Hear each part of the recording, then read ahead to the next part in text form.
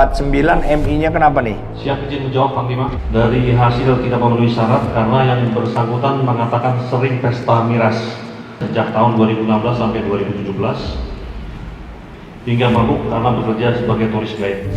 Ketegasan dan kemampuan Jenderal Andika Perkasa dalam menyikapi suatu permasalahan terlihat dalam keputusannya saat meloloskan seorang calon perwira yang kerap mabuk dan pesta miras saat menjadi tour guide. Saat itu dalam rapat yang dipimpin Jenderal Andika Perkasa dalam penentuan nasib calon perwira prajurit karir TNI 2021, ada seorang pendaftar pria yang menjadi pertimbangan. Awalnya pria itu tidak lolos di bidang mental ideologi, namun Andika mempertanyakan lebih jauh alasan pria itu tidak diluluskan. Ternyata karena masa lalu pria tersebut yang sering pesta miras pada masa lalunya saat menjadi tour guide tahun 2016 hingga 2017. Nomor 49 MI-nya kenapa nih? Tidak memenuhi syaratnya kenapa? MI. Mana? Mental ideologi mana? Siap izin menjawab Panglima. Iya.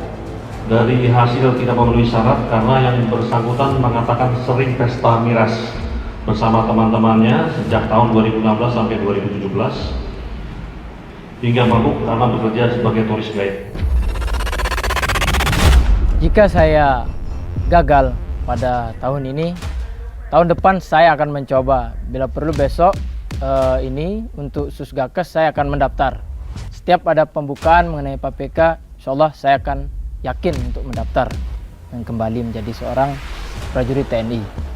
Karena saya sudah yakin meninggalkan dunia kelam saya, yakni kehidupan malam di tempat saya, dan beralih menjadi seorang prajurit di TNI.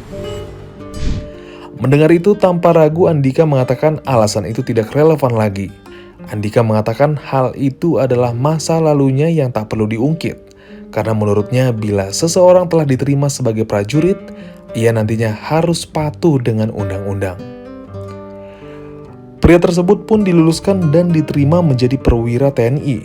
Diketahui pria tersebut memiliki keahlian atau jurusan di bidang kesehatan, yakni di bidang radiologi. Ia mengatakan akan melayani masyarakat dengan sepenuh hati.